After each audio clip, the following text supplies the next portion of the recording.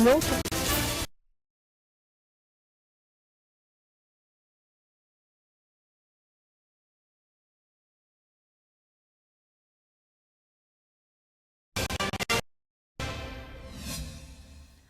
Hello and welcome to the news on NTA International, reaching you live from Abuja. I am Obiageli Ugweke. We begin with the headlines. Government considers making diaspora bond accessible to individuals and single investors to encourage more investments. Nigeria Senate mandates committee to investigate security activities at safe anchorage area in Lagos ports. Anti-corruption takes center stage at special town hall meeting. Nigerians engage government officials in no-holds-barred manner. And security apparatus frames up ahead of governorship election in Bayelsa State. Thanks for joining us. And now the news in details.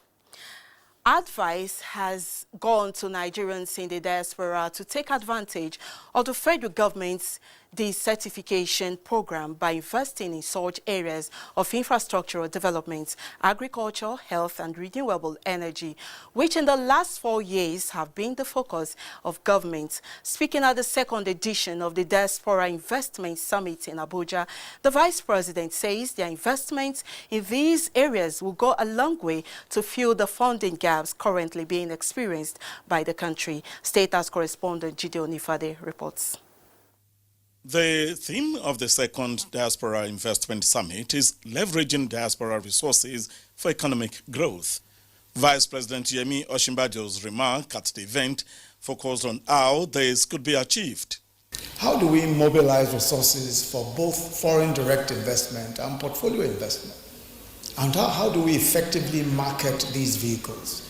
The answers to the many questions, as the Vice President observes, lie in other successful works by countries and agencies that Nigeria can draw from. So now it's entirely possible to work with both local and international agencies to seek ways of de-risking diaspora investments, to encourage more investments, more interest in local investment opportunities. Our infrastructure spend is by far the largest in Nigeria's history. Yet the infrastructure deficits remain quite significant. We have major funding gaps, as I'm sure those of you who are following the debates on the budget have seen. Part of the solution is private sector collaboration by way of tax credits for investments in public infrastructure. And we'll put that out there, that we're prepared to partner with private sector individuals who want to put in their resources for tax credit. Of course, it involves a fair amount of money. We've had a few takers, but I'm sure that there are those in the diaspora that can mobilize the kind of resources that can be invested in this kind of public-private sector partnerships for infrastructure and derive significant benefit from it, and if possible, tax credits. The recent signature of the African Free Trade Area agreement has made it imperative that we work harder to position our country to take advantage of that development. And our diaspora is key to providing us information about markets and market access and requirements of markets and investment requirement by investors so that we can do much better. How do we develop an economy that will bring at least 60% of our population to the path of productivity? This is the lasting legacy we believe the present administration of Muhammadu Buhari is doing, and we are committed in the National Assembly to a National Assembly that works for Nigeria. We need to change the narrative. And that narrative is Nigerians are not fraudsters. We're progressive people. We are professionals. The journey to full and effective partnership between the country and those in the diaspora is becoming more exciting and more promising. Vice President Osinbajo hopes this partnership will last for a very long time. From the banquet hall of the State House, Jide Onifade, NTA News. Meanwhile, the federal government's anti-corruption crusade took center stage at a special town hall meeting by the Federal Ministry of Information and Culture. The platform afforded citizens the opportunity to engage government officials in a no-holds-barred manner. Anthony Forsin reports. The fight against corruption is one of the cardinal programs of the President Muhammadu Buhari-led administration. The war having the backing of a strong political will, this special town hall meeting is designed to take a cursory look at the crusade so far through an interface with government officials and stakeholders. As usual, the convener, Information and Culture Minister Lai Mohammed, led the way. The war against corruption is a war of survival for Nigeria. This is because the success of the other key programs of the government, such as revamping the economy and tackling security, is closely intertwined with how well the nation is able to fight corruption. For as long as the nation fails to check corruption, tackling insecurity, and the revamping of the economy will remain a mirage. In other words, the fight against corruption is pivotal to the success of the other cardinal programs of the administration. Representative of the Attorney General and Minister of Justice followed, explaining the rationale behind Executive Order 6. We feel if we allow people to still have access to these funds, through which they can make a mess of the whole system, corrupt the judges, corrupt the investigators, then we are joking. Representatives of the Inspector General of Police and that of the Chairman, Presidential Advisory Committee Against Corruption were in unison that the anti-corruption crusade is on course. However, it will require the support of all Nigerians to succeed. If you don't do it, you are not helping us. We are in our offices in Abuja. We can't be everywhere in the country at the same time. So it behoves on the public to assist us, check our men who are deployed on duty. To actually succeed in the fight against corruption, you must wholeheartedly and sincerely carry the bar and bench along. They must key very much into the fight against corruption. There shouldn't be any two ways about it. Especially lawyers must key into the fight against corruption. That you are either in it or you are not. There shouldn't be in between. For Ibrahim Magu, a complete crackdown on corrupt Nigerians is the solution, else perpetrators will fight back viciously. This monster can be tamed. All that is needed is combination of courage, guard, integrity, and determination. All of us must be determined. Chairman, Independent Corrupt Practices and Other Related Offences Commission, ICPC, and his Code of Conduct Bureau counterpart said the present administration has no hiding place for corrupt individuals, hence the need for Nigerians to live within their means. People beg to get admission, they beg to pass, they beg to graduate, they beg to get a job, and then they beg to get promoted. People just believe that they can get things done when they beg their way through, and they spiritualize begging.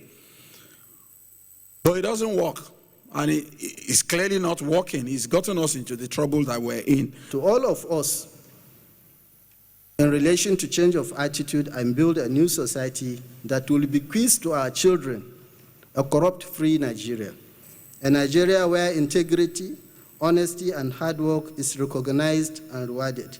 Only then can the pledge we made to Nigeria be meaningful, as we always recite.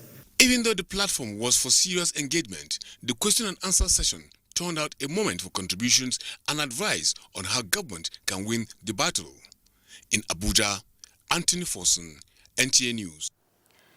Turning now to infrastructure development in Nigeria, the Secretary to the Government of the Federation, Boss Mustapha, has commended the Federal Road Safety Corps for the level of infrastructural development at the FRSC Academy in Udi, Enugu State. The SGF gave the commendation while inaugurating some completed projects at the Academy. Jude Abugu reports. Of the Federal Republic of Nigeria, President Muhammadu Buhari, to the benefit of mankind and the glory of God. The projects, which include the 500-seater capacity new auditorium named after the President Muhammadu Buhari, the fully equipped Academy's Information and Communication Complex and the Academy's Medical Center, the SGF noted are very strategic to the planned expansion of the Academy for the soon-to-commence graduate and postgraduate degree programs on road safety, road management, and transport management. He therefore pleaded with the Enugu State government to donate more lands to the Academy, as a technical assessment team from World Bank would soon visit the Academy. Federal Road Safety Corps Academy in Enugu State is strategic for several reasons, including the fact that it is the only military and paramilitary academy located in the southeast geopolitical zone. The Corps Marshal, Boboye Oyeyemi, appreciated the President for releasing funds for the project. He also thanked the Enugu State government and the host community for their support. The government of the day, since 2015 when Mr. President came on board, we've been getting unparalleled support. The 5 Southeast governors who sent representatives expressed their willingness to support the Academy as it strives to be the center of excellence in road safety study in Africa. I charge the Academy to be a prime institution for research and development of ideas for road safety management. Established in 2006 and relocated to Enugu State in 2014, the Academy has gradually attained maturity as it recently received the nod of the federal government and the NUC to run graduate and postgraduate degree programs. In Enugu, Jude Abugu, NTA News. Let's talk security now. The Nigerian military, through the ongoing Operation Safe Corridor, has handed over 86 Boko Haram child fighters that voluntarily surrendered to the Borno State Rehabilitation Center. A statement by the Acting Director, Defense Information, Colonel Onyama Nwachukwu, indicates that the repentant child fighters are expected to pass through a comprehensive child care program organized by UNICEF in conjunction with Borno State Ministry of Women Affairs and Social Development. The statement notes that the child fighters between the ages 10 to 19 are part of about 1,370 Boko Haram fighters who have so far surrendered. After a thorough screening, the minors were considered suitable for the 6-month de-radicalization, rehabilitation, and reintegration program. Similarly, arrangements is also ongoing to transfer another set of 500 repentant insurgents to Operation Safe Corridor for the DRR program. And on politics, the All Progressives Congress says the commitment of stakeholders, particularly those in Bayelsa State, shows the conscious effort being made to achieve victory in the November 16 governorship poll. The party's national chairman, Adams Soshomole, reiterated this at the end of a meeting with members of the APC 2019 Bayelsa Governorship Campaign Committee in Abuja. Salihu Abdullahi reports. Campaigns are ongoing in Bayelsa and Kogi states ahead of the November 16 governorship elections. So also are various strategies being adopted to engage key players, especially among the political class. The meeting between the APC national chairman Adams Oshomole and governors of Kebbi and Jigawa states, as well the former minister of state agric, Henekin Lukobiri, was behind closed doors. The excitement on their faces at the end correlate with their responses. 4 years or sometimes 8 years for the thief, 1 electoral day for the electorate, and that date is 16th. APC is doing wonderfully well in Bayelsa today. You are all witness to all the rallies that have been happening for both the two parties, and I believe success is ours. I remain a member. Of the APC, I will remain a member and work for the success of the party, which is more important than anybody's personal interest. The All Progressives Congress is hopeful of extending its winning race to Bayelsa State. In Abuja, Salihu Abdullahi, NTA News. In the meantime, the federal government has reiterated commitment to curb medical tourism by supporting groups and initiatives that will improve healthcare delivery in the country. The Minister of State for Health, Dr. Olurunimbe Mamora said while speaking on the level of implementation of the third phase of the federal government and CPL Medical Group partnership on the Special Presidential Intervention Project.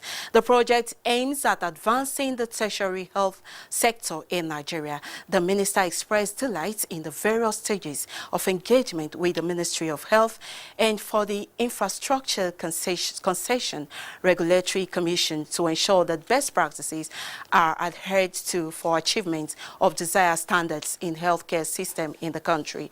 The Minister of Health, he said, is formulating the policy on health that will be driven by relevant stakeholders in the health sector in order to move the sector to a next level in line with resolve at making healthcare services accessible to all Nigerians at affordable cost. You're watching the news on NTA International. Time now to take a break. We'll join you later. Many thanks for staying with us. And from the National Assembly comes a report that the Senate has mandated its Committee on Navy and Marine Transport to investigate security activities at safe anchorage area in Lagos Port. National Assembly correspondent Ignatius Nkwo reports that this followed a motion by Senator George Sekibo, which explained that the company is alleged to be carrying out illegal security operations at ports. Thursday's plenary was a session without any motion of urgent public importance. Business of the day was confined to the items on the order paper. One of the items that engaged the legislators is the motion that called for the investigation of alleged illegal security operations by a company at the Lagos seaport. While the MASA, Marine Police and Navy, Nigerian Navy has the sole responsibility to ensure a safe and secure Nigerian territorial waters. That our committees on Navy, Marine Transport and Finance, you have a big responsibility on your shoulders. This is a serious matter and we have to treat it as such. Senator Mohammed Sani Musa drew the attention of the Senate to the urgent need for the federal government to complete the Kagara Dam and the 1 million gallon water treatment plant in Niger State. This Committee on Water Resources to investigate the delay in the execution of the projects since the negotiation in the year 2001. Our people in that area are definitely suffering. The Kagara Dam story is no different from most of the other dams that you find all across the state. Senate called on the Nigerian Police Force and Federal Road Safety Corps to carry out investigation into the recent tragic incidents of fuel tanker fire in Onitsha, Anambra State. Senator Ifeanyi Uba moved the motion. The Federal Fire Service, if they have service in Anambra State, they will review their activities. It is for our agencies that are responsible for this to screen these people, to know that the people who are driving, handling these vehicles are same people that can manage. It behoves on us to make far-reaching input in order to prevent this kind of situation. The bill for the establishment of Federal Polytechnic Orogun in Delta State, sponsored by Deputy President of the Senate, Ovie Omo Agege, was passed through second reading. Well, this week the Senate has passed a total of 32 bills through first reading. On Tuesday was 11 bills, Wednesday 10 bills, and then this time around 11 bills. Well, this implies that in days to come, we will be seeing quite a number of debates on bills that will be coming up for second reading. From the National Assembly, Ignatius Nkwo, NTA News. Many thanks, Ignatius. And for news from the financial sector, let's join on Ngefa Infest. The African Development Bank's Board of Governors has approved the conversion of the bank-administered Sustainable Energy Fund for Africa into a special fund to amplify its development impact by allowing it to access a wide range of financial instruments beyond the current scope of technical assistance. Under the new dispensation, the fund will focus its interventions on green mini-grids to accelerate energy access to underserved populations, green base load to support clean generation capacity, and energy efficiency to optimize energy systems and reduce energy intensity. The AFDB said this support will be provided through technical assistance and concessional investments that will improve the bankability of projects across innovative technologies and challenging geographies, as well as crowd in more commercial investments into the sector. In other reports, the federal government is upscaling development and implementation of digital economy with a draft proposal already underway. Minister of Communications and Digital Economy Isa Ali Ibrahim Pantami says the new policy will increase broadband penetration to rural communities in the country. It will also make internet access available and affordable. And that is why we have directed NCC to sit down with operators and review the price, because if you look at the price sometimes and even the quality of service is not encouraging. The minister said Nigerians will be trained to become digitally literate, while efforts are on to review the cost and quality of data services in the country. And in the future time, we do hope we'll start giving incentives for people that want to migrate from traditional business to electronic business. And we are still working on some subsidiary legislation, regulatory instruments that will protect businesses online, because when people migrate, then they need to be protected. That's it on the segment. I'm Onengie Fineface. Thank you very much, Onengie. Monday next week has been declared by the federal government as public holiday to mark 2019 Eid al-Maulud in commemoration of the birthday of the Holy Prophet Muhammad. Minister of Interior Rauf Aregbesola, who made the declaration on behalf of the federal government, congratulates Muslim faithful on the occasion and enjoins them to live within the virtues and teachings of love, courage, and perseverance for guaranteed peace and security in the country. A statement signed by the Director of Press and Public Relations of the Ministry, Muhammad Manga, said the minister expressed confidence that the challenges confronting Nigeria at the moment will soon be over and called on Nigerians to remain focused and determined. He assured that with immense potentials, Nigeria is endowed with, coupled with its human and natural resources, it tapped and properly utilized, Nigeria will sooner than later join the League of Developed Nations. The statement restated government's desire to ensure a peaceful and secure environment for all Nigerians, urging all citizens to pursue love for one another. He wishes Nigerians a happy and peaceful Eid al-Maulud celebration. And for reports from outside Nigeria, Ilyasu Ali Yakubu is standing by.